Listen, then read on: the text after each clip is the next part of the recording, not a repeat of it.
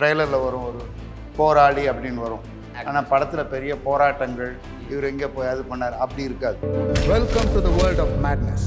Opening சாங்லாம் எதிர்பார்த்து வந்துடுறாங்க. இல்லை ஓப்பனிங் சாங்லாம் இருக்கு, ஆனால் இவருக்கு இல்லை. நல்ல கதை நீங்களே சொல்லக்கூடாது. நல்ல கதை நாங்கள் சொல்லலை. நாங்கள் எங்கே அது நல்ல கதை அங்கே ஏதாவது சொல்லியிருக்கோமா? அவார்ட் வின்னிங் ஷார்ட் ஃபிலிம் எடுத்திருக்கேன் சார். என்ன அவார்டு? டைட்டிலே அவார்ட் வின்னிங் தான். டெய்லி நான் ஃப்ரீயாக டிவியில் பார்க்குறோன்னு காசு கொடுத்து ஏன் தேட்டரில் வந்து பார்க்கணுன்ட்டு. டெய்லி டிவியில் ஃப்ரீயாக வரணும் போய் அவனால் தியேட்டரில் காசு கொடுத்து பார்ப்பானாயா? அந்த டயலாகை நாங்கள் ஏன் ஃபர்ஸ்ட் வச்சோம் அப்படின்னா, தமிழ் சினிமா மட்டும்தான் இன்னும் வந்து சீரியலில் நடிக்கிறவங்க சினிமாவில் நடிக்கக்கூடாது அப்படின்னு ஒரு பயங்கரமான ஒரு விஷயத்தை அதை என்னமோ பெரிய கோல்டன் ரூல் மாதிரி வச்சுட்டு இருக்காங்க. என்ன விஜய் வாடை அடிக்குது அப்படின்னு ஒருத்தர் கமெண்ட் பண்ணியிருக்காரு. அது கீழே வந்து அது எப்பயுமே அடிக்கிறது தானே அப்படின்ற மாதிரி ஒருத்தர் போட்டு. சந்தோஷம். இப்போ நீங்கள் நான் கமெண்ட் சொல்ல போய் அதை நான் பார்க்குற பழக்கம் எனக்கு கிடையாது. ஒரு தடவை வந்தா ஆசை, 2-3 தடவை வந்தா கனவு, ஆனால் துரத்திக்கிட்டே வந்தா இந்த தூங்கு மூஞ்சி எவன்டா கேஸ் பண்ணது அப்படின்னு அவர் எந்த தூங்கு மூஞ்சியை சொன்னார்? அவர் அந்த கமெண்ட் எழுதின அவர் பேர் என்ன? அவருக்கு இந்த மாதிரி விஷயம் தெரிந்தவன் விஷயம் தெரியாதவன். பெரும்பாலும் இங்கே ஒரு டைரக்டர் நல்லா இருக்குது தேங்க்யூன்னு சொல்லும் போது அந்த வேலை முடிஞ்சு போகுது. அதை பற்றி உங்களுடைய கருத்து நீங்கள் தான் வச்சுக்கணும்.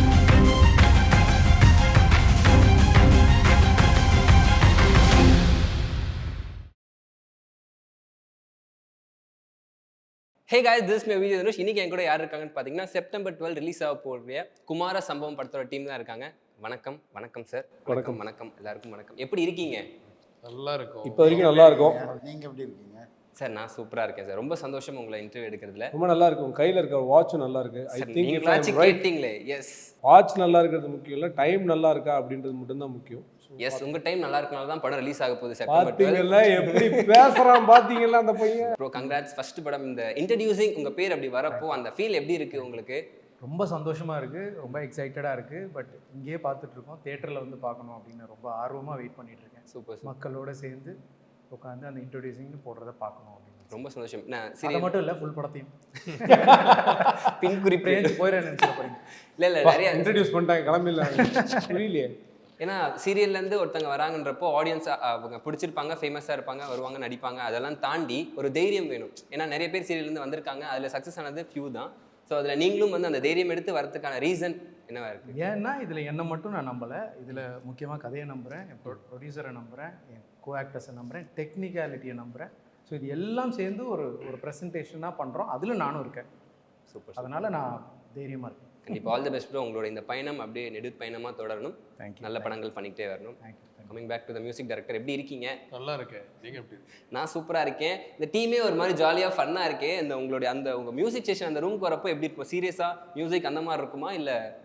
அவன் வரவே மாட்டான் நான் ரெக்கார்டிங் பண்ணும்போது. பாலாஜி நான் அனுப்புவேன், அப்புறம் வந்து கேட்பான்.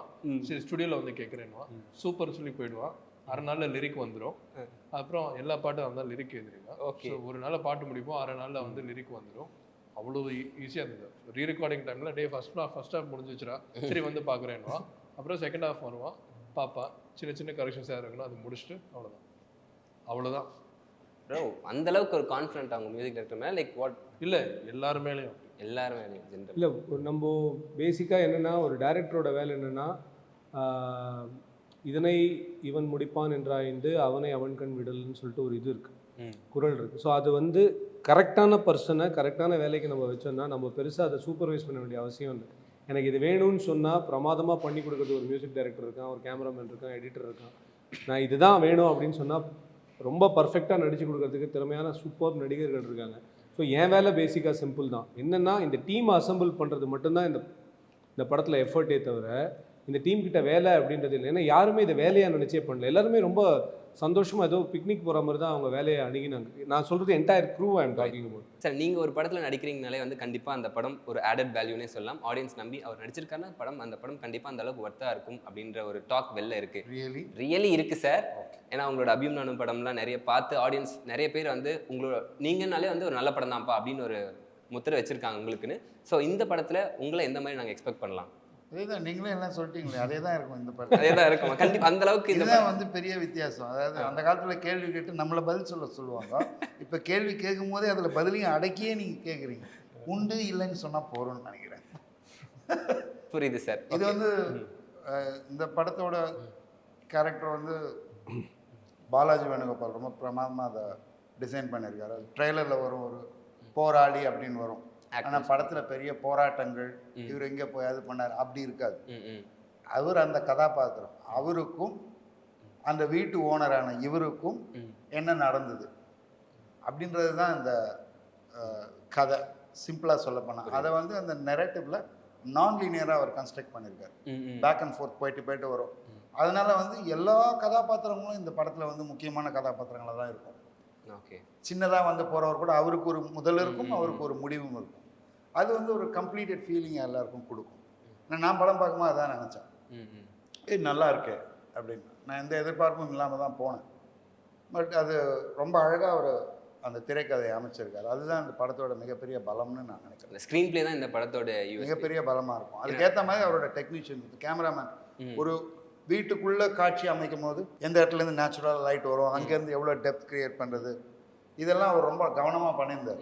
ஸோ பார்க்கும்போது உங்களுக்கு அந்த அழற்சி இருக்காது, ஒரே இடத்துல எடுத்திருக்காங்களோ அப்படின்றது வரவே, அது இல்லாமல் அவ்வளோ வேகத்தில் அவங்க எடுத்தாங்க.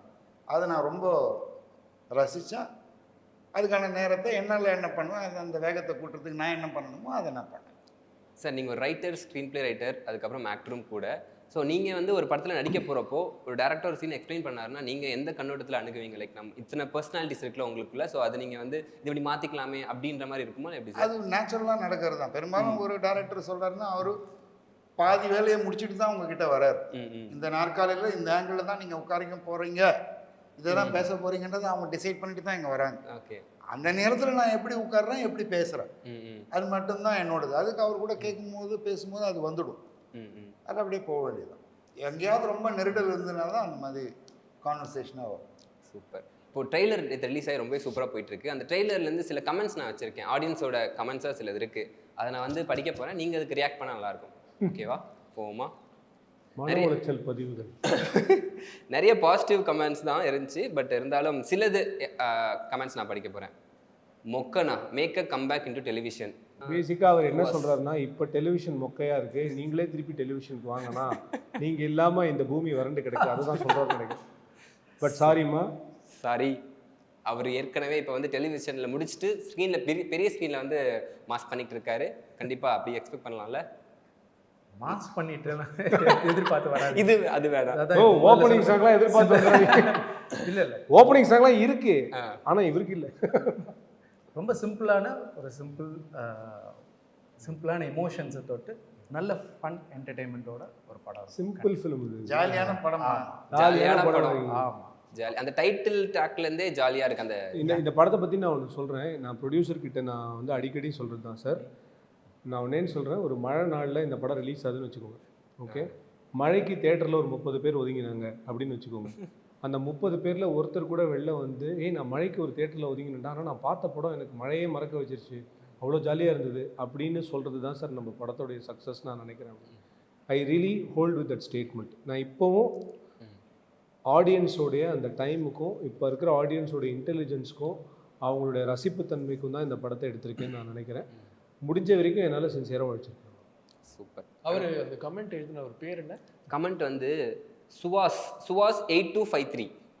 அந்த 8253 யாருன்றது எடிட் இன்னும் கொஞ்சம் ஃபாஸ்ட்டாக இருக்கணும், நல்ல கதை நீங்களே சொல்லக்கூடாது அப்படின்னு. அது இது ஆக்சுவலாக என்னென்னா, இது எல்லாருமே சொல்லுவாங்கப்பா. என்ன ப்ராப்ளம் அப்படின்னா, ட்ரெய்லரே வந்து 2 நிமிஷம் 20 செகண்ட், இதுலேயே ஒருத்தர் வந்து எடிட் ஃபாஸ்ட்டாக இருக்கணும்னா அவர் அவ்வளோ வேகமாக என்ன பண்ண போகிறார் லைஃப்பில்? இதை சீக்கிரமாக பார்த்துட்டு அவர் 5Xல படம் பார்க்குறாரு அப்படி இருக்கலாம். ஸோ எனக்கு அது ஒன்று இருக்குது. இல்லை, இதே 1Xல பார்த்துருக்கலாம். அப்படி இல்லை, நல்ல கதை நாங்கள் சொல்லலை. நாங்கள் எங்கே அது நல்ல கதைன்னு அங்கே ஏதாவது சொல்லியிருக்கோமா? ஒன் மேட் ஸ்டோரின்னு தான் சொல்லியிருக்கோம். ஓகே, அந்த மேட் என்ன வேணா இருக்கலாம். Okay, if you can say your madly in love அப்படின்றதுனால நீங்கள் வந்து ஒரு அந்த காதலில் பித்து பிடிக்கிறதுன்றது தான் மேட்லி இன் லவ் அப்படின்னு. இது ஒரு மேட் ஸ்டோரி அப்படின்னா உங்களுக்கு பித்து பிடிக்கிற மாதிரியான ஸ்டோரின்னு நீங்கள் நினச்சிக்கலாம். இல்லையா, இது இந்த மாதிரி ஒரு கிரேசியான ஸ்டோரி நான் பார்த்ததில்லை அப்படின்னு கூட நீங்கள் நினச்சிக்கலாம். ஸோ நாங்கள் எங்கேயுமே நல்ல கதைன்னு சொல்லலை. எடிட் இன்னும் ஃபாஸ்ட்டாக இருந்திருக்கலாம் அப்படின்றதுக்கு அவருடைய பதில் என்னென்னா, நீங்கள் படத்தை பார்த்தீங்கன்னா எடிட் இன்னும் கொஞ்சம் ஸ்லோவாக இருந்திருக்கலாம் அப்படின்னு சொல்கிறதுக்கான சில இடங்கள்லாம் இருக்குது. அதை செகண்ட் டைம் பார்க்கும்போது சொல்லுவார்னு நினைக்கிறேன். கூல். அது நான் இந்த ஒரு வார்த்தை சொன்னதுக்காகவாடா இப்படி படம் எடுப்பீங்க அப்படின்னு கூட ஃபீல் பண்ணலாம், எனக்கு தெரியும். படம் பார்த்துட்டு அவர் என்ன சொல்றாருன்னு தெரியல. அடுத்து வந்து குமரன் bro, உங்களுக்கு ஒருத்தர் சொல்லியிருக்காரு, கொஞ்சம் உரிமையா, கொஞ்சம் சிரிடா கதிர்குமரா அப்படின்னு அந்த போட்டிருக்காரு. உரிமை எப்பவுமே இருக்கும் என்கிட்ட பேசுகிற எல்லார்கிட்டையுமே. இதில் சிரிப்பேன். சிரிப்பாரு. பாட்டெல்லாம் வந்துருச்சு, அவர் பார்க்கலையா? தெரியல, அவர் ட்ரைலர் பார்த்துட்டு சொல்லி ஆமா, கொஞ்சம் சிரிடா அப்படின்னு கேட்டிருக்காரு. இந்த லவ் சாங் இது தேவதை சாங் பார்க்க சொல்லுங்க, சிரிச்சிருப்பேன். சரி, லவ் ரொமான்ஸே பண்ணியிருக்காரு, அந்த சாங் மட்டும் போய் பார்த்துட்டு வந்துருங்க. ஆமாம். Done. அண்ணா சீரியலுக்கு வந்துருண்ணா, நீ வேற காமெடி பண்ணாம அப்படின்னு ஒருத்தர் கேட்டிருக்காரு. வந்து துஃபான் 54321 துஃபான் இது 5-4 321 துஃபான்றது வந்து இப்படி போகும், ஆனா நம்பர் ரிவர்ஸ்ல போகுது. அவர் பேர்ல அவர் பேரே ஃபர்ஸ்ட் குழப்பமா இருக்கு, அவர் கமெண்ட் எப்படின்றீங்களா? இல்ல பரவாயில்ல, அவருடைய ஒரிஜினல் பேராவது இருக்கிறதுக்கு வாய்ப்பு இல்லை. எஸ், ஸோ அவரோட ஒரிஜினல் பேர் தெரிஞ்சுட்டு இதுக்கு நம்ம பதில் சொல்லலாம். அவரோட ஒரிஜினல் பேர்ல ஒரு கமெண்ட் போட சொல்லுங்க. அன்புல தானே கூப்பிடுறாரு ரிட்டர்ன். ஆமா அண்ணே, நீ திரும்பி சீரியலுக்கு வானே அப்படின்றாரு. தம்பி நீ தியேட்டருக்கு வந்து படம் பாருப்பா. கூட நடிக்கிறவராக இருக்க போறாரு. இல்ல இல்ல இல்ல, அவங்க அப்படி சொல்ல மாட்டாங்க, சிரிச்சுட்டே கேட்கறாரு. அண்ட் இது எப்படி ப்ரோ பாக்குறீங்க? சீரியல்ல இருந்து ஒருத்தர் படத்துக்கு வந்துட்டா வந்து நிறைய கமெண்ட்ஸ் இருக்கும், நீ சீரியல்லே பேசாம பண்ணிருக்கலாம், நீ ஏன் அங்க போற அப்படின்றதுலாம். அது சொல்றவங்க 1000 சொல்லுவாங்க, நமக்கு என்ன வேணும்ன்றது இருக்குல்ல, நமக்கு என்ன ஆசையோ அதை பண்ணிட்டு போயிட்டு இருக்கோம். அதுதான் இது.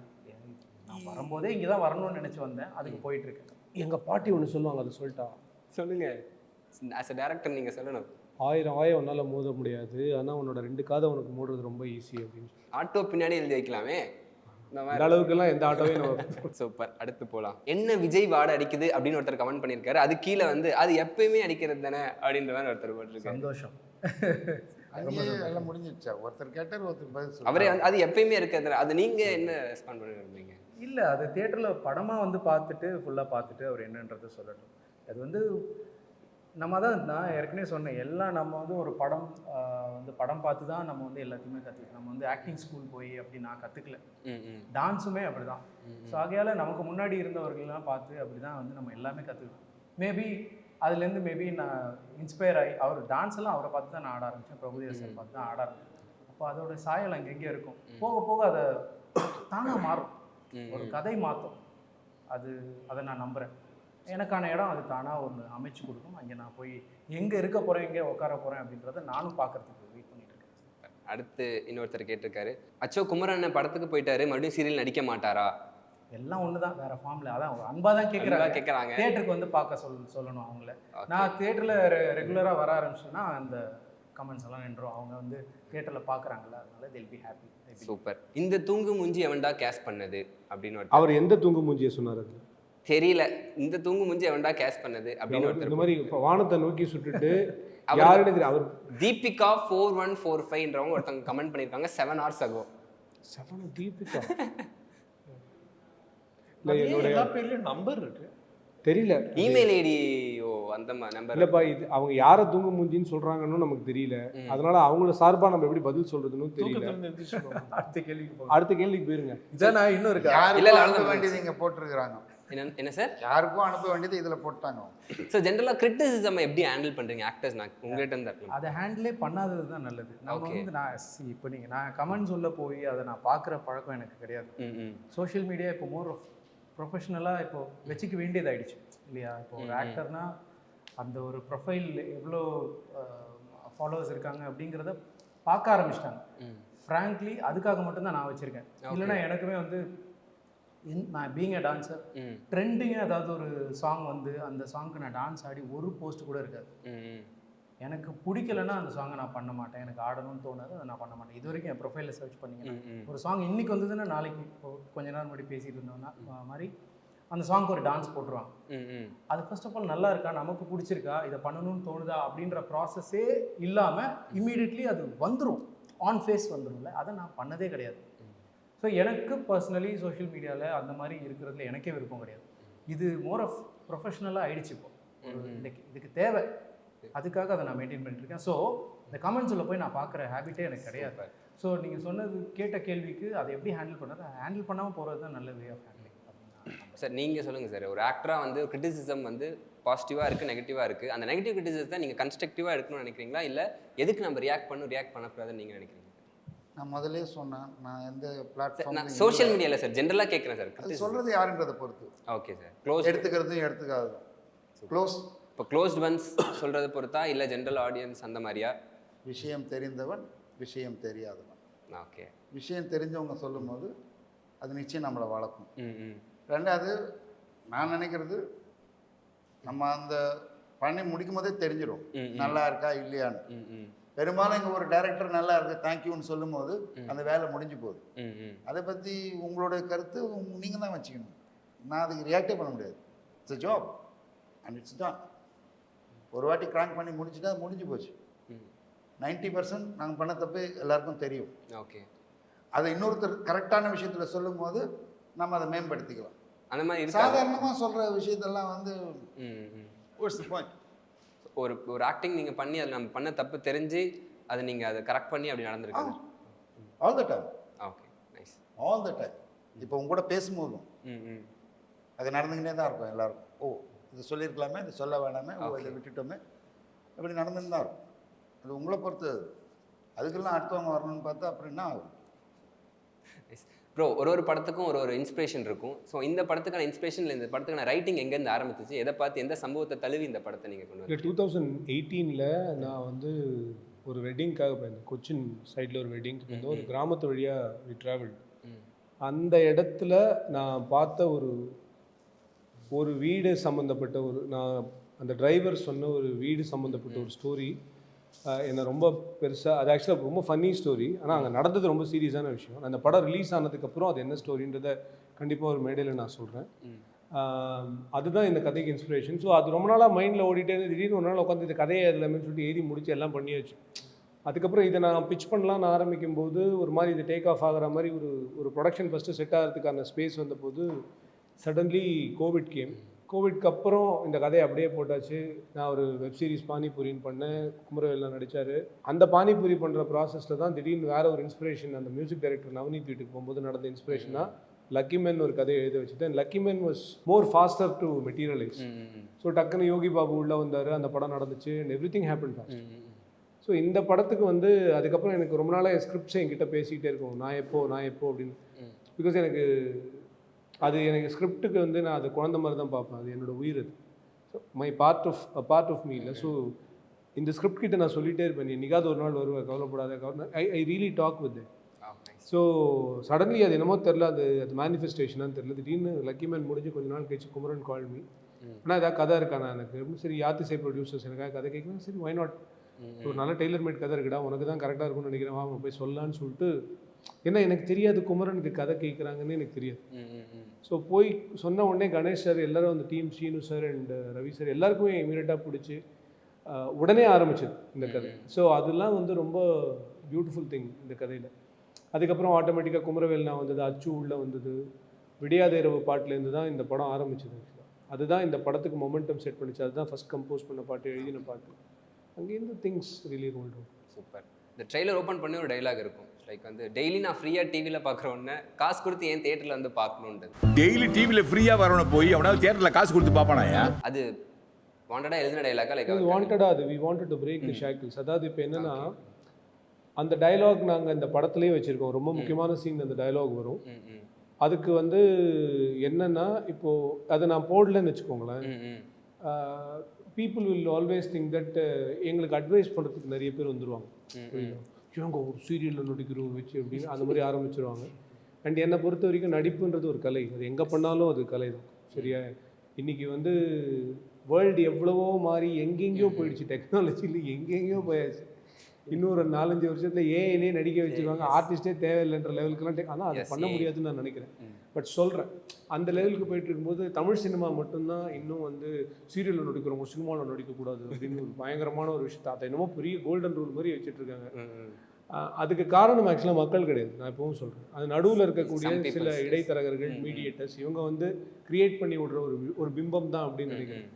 இப்போது அந்த டயலாகை நாங்கள் ஏன் ஃபஸ்ட்டு வச்சோம் அப்படின்னா, அந்த டயலாகோட முடிவு, அந்த ட்ரெய்லரோட எண்டு முடிஞ்சதுக்கப்புறம் நீங்கள் பார்த்த அத்தனை கமெண்ட்ஸ்லையும் நாங்கள் இந்த படத்தை தேட்டரில் பார்க்கணுன்னு எத்தனை பேர் போட்டாங்கன்னு மட்டும் பாருங்கள். S positive comments. ஓகே, ஏன்னா நீங்கள் யாரை வச்சு எடுத்தாலும் ஒரு நல்ல கதையை ஒரு நல்ல நடிகன்கிட்ட கொடுத்தீங்கன்னா அந்த நல்ல கதை நல்ல நடிகனும் தேட்டருக்கு நிறைய நல்ல ஆடியன்ஸை கூப்பிட்டு வருவாங்கன்றதுக்கு இந்த ட்ரெய்லர் ஒரு எக்ஸாம்பிள் நான் நினைக்கிறேன்.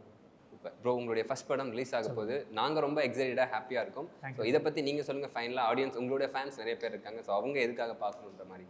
ஆமாம் நான் அதாவது அவங்க பார்த்தா தான் குமரனுக்கு அடுத்த படம் பெரிய சம்பளத்தோட கிடைக்கும். ஏன் பார்க்கணும்லாம் கேள்வி கேட்கு. இல்லை நான் இப்போது டெலிவிஷனில் நாங்கள் 5 இயர்ஸாக பண்ணாலும் டாப்பில் இருந்துட்டு கன்சிஸ்டண்ட்டாக ஒரு டாப் நம்பர் 1 சீரியலில் இருக்கிறத நான் அப்படி இருக்க ஒரு பொசிஷனை விட்டுட்டு என் பேஷன் தான் வேணும் அப்படின்னு சொல்லிட்டு அதை பிரேக் பண்ணிவிட்டு ஒரு 2 வருஷம் பிரேக் எடுத்துகிட்டு படத்துக்கு வந்திருக்கேன் அப்படின்னும் போது அவங்களுக்கு தெரியும் இது எனக்கு எவ்வளோ முக்கியம் அப்படின்னு. ஏன்னா என்ன 5 வருஷமாக அவங்க பார்த்துருக்காங்க டிவியில், அதில் சீரியலில் தாண்டி நிறைய இன்டர்வியூஸில் அது இதுலலாம் என்னுடைய ஏன்னா ஆசை இதுதான் அப்படின்றது அவங்களுக்கு நல்லா தெரியும். ஸோ இதனுடைய முக்கியத்துவம் அவங்களுக்கும் தெரியும். ப்ளஸ் இப்போ நீங்கள் கமெண்ட்ஸில் வர்றது திட்டுனாலும் அவங்க என்ன வா பார்க்கணுன்னு தான் சொல்கிறாங்க. ஸோ நீங்கள் என்னை பார்க்க தியேட்டருக்கு வாங்க அப்படின்றது தான் இதனுடைய நோக்கமே. இங்கே தான் என்னோட களம் இருக்குது அப்படின்னு நான் நம்புகிறேன். இங்கே தான் ஆரம்பிக்கிறேன், இனிமேல் தான் ஆரம்பிக்கிறேன். ஸோ கண்டிப்பாக தியேட்டருக்கு வந்து இவ்வளோ வருஷம் பாண்டியன் ஸ்டோர்ஸில் எவ்வளோ சப்போர்ட் எனக்கு கொடுத்தீங்களோ அதே மாதிரி இதுக்கப்புறம் படத்துலேயும் அதே சப்போர்ட்டும் அன்பும் கண்டிப்பாக உங்ககிட்ட நான் எதிர்பார்க்குறேன். தியேட்டருக்கு வந்து அதே நேரம் நீங்கள் வரும்போது உங்களை டிசப்பாயிண்ட் பண்ணாது, அந்தளவுக்கு இதில் எல்லாமே இருக்கும். ஃபேமிலியோடு வந்து சந்தோஷமாக கண்டிப்பாக படத்தை பார்த்துட்டு திருப்திகரமாக போகலாம். ஸோ டெஃபினட்டாக தியேட்டர்ஸ்க்கு வந்து கண்டிப்பாக ஃபேமிலியோடு வந்து பாருங்கள். ரொம்ப சந்தோஷம். Thank you so much. இவ்வளோ நேரம் வந்து படத்தை பற்றி நிறைய விஷயங்கள் நம்ம பேசணும். கண்டிப்பாக நம்ம அடுத்த சக்ஸஸ் மீட்டில் சந்திப்போம்னு கேட்டுட்டு உங்களிருந்து விடைபெறுகிறேன். நன்றி, வணக்கம். தேங்க்யூ.